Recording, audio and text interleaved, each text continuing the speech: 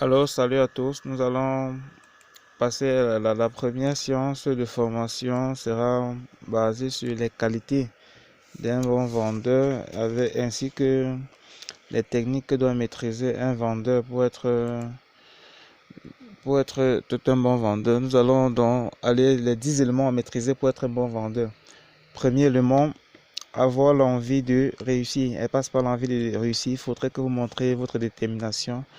Ou bien étant comme chez nous, on appelle ça la niaque. Il faut être déterminé, puiser au fond de soi-même, dire que ok, bon, je souhaite atteindre mes chiffres, je souhaite rompre avec la galère et tout ça. Bon, c'est le premier élément, avoir la détermination. Le deuxième élément, créer rapidement une bonne ambiance entre vous et votre client. C'est très très important de créer cette bonne ambiance. Le troisième, poser des bonnes questions. Elle vous permet non seulement dans le processus de créer une bonne ambiance, mais aussi euh, de pouvoir recenser les besoins du client. C'est pour ça que le prochain point, nous parlons de savoir écouter, prendre le désir, savoir écouter, prendre les désirs, les préférences du client. Un autre point, nous allons parler de rebondir. C'est très important de pouvoir rebondir face aux questions du client pour pouvoir d'apporter des éléments indispensables. Nous allons ici répondre de façon prompte aux questions, c'est indispensable, faut le faire.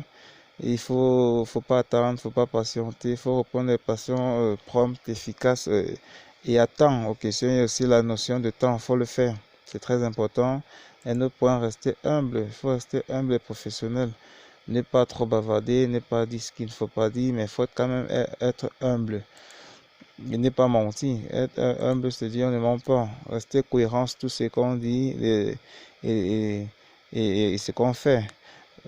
Faut aussi apprendre l'habitude de pouvoir formuler les besoins du client et afin d'être sûr de pouvoir bien comprendre son besoin et sûr que le courant passe entre vous. Travailler en équipe, c'est un point très indispensable. Il faut travailler en équipe entre vous. Et vous pouvez poser des questions à votre responsable, à votre collègue et ainsi de suite. Savoir relancer le client, un point très très très important, il faut savoir relancer les clients. Nous allons passer à la deuxième partie qui sont les techniques de vente. Bon, ici, ces techniques sont basées beaucoup plus sur le cas de Beckham.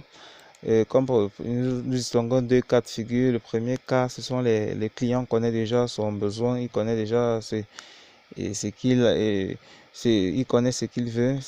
La communication est différente contre celui qui ne connaît pas encore ce qu'il veut. C'est où ça va sur le deuxième cas. Allons très rapidement au premier cas. Le client connaît son besoin.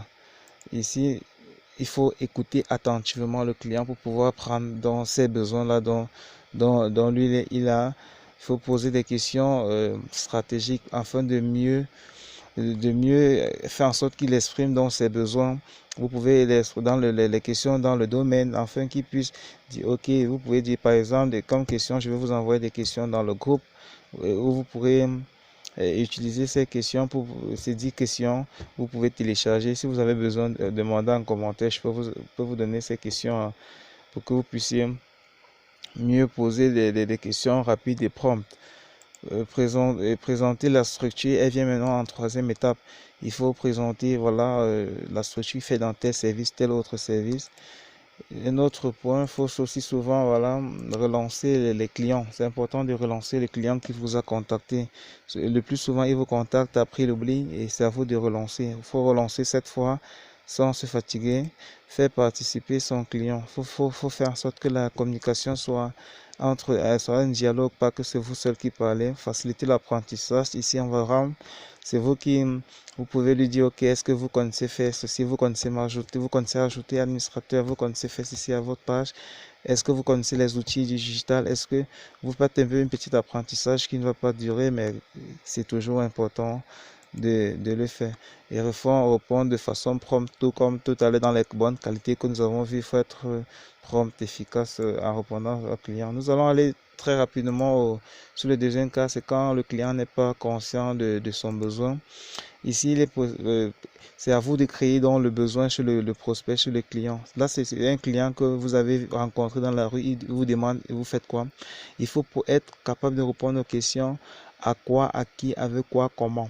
À quoi ça représente la valeur ajoutée que vous apportez à cette personne. Ça peut être le chiffre d'affaires, ça peut être un accroissement de 20%, ça peut être n'importe quoi. Il suffit qu'il y ait quand même une valeur apportée que vous l'apportez. À qui? Les qui voient, les qui, quelle est sa cible, comment nous travaillons, avec quoi, avec quoi c'est, euh, quel est le procédé, comment nous allons nous prendre pour y arriver, avec les réseaux sociaux dans notre cas, et bien d'autres. Comment c'est, peut être quoi, les publications hebdomadaires, les constitutions quotidiennes, les sponsoring, les partages, ainsi de suite. Un autre point, voilà, c'est après avoir fait cela que vous présentez la structure, il faut d'abord montrer au prospect que voilà, lui, il est important. C'est lui d'abord qui passe avant la structure. Proposer d'envoyer une stratégie ainsi qu'une offre qui respecte son besoin. Ici, je rappelle que je partage les expériences que j'ai eues. C'est pas comme si, donc, ce sont des choses que je maîtrise, c'est les expériences que j'ai eues.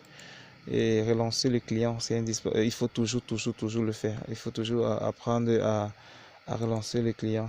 Maintenant, vous pouvez vous abonner à cette chaîne pour pouvoir de temps en temps avoir des petites astuces comme ça, des petits points. Là, de tous les week-ends, je vais faire. Si vous avez aimé, vous mettez un like que vous avez aimé. S'il y a des questions, posées en commentaire. S'il y a des suggestions, faites-le aussi en commentaire. N'hésitez pas aussi à partager à tous vos proches. Bon, on fait comme ça. On se revoit pour la prochaine.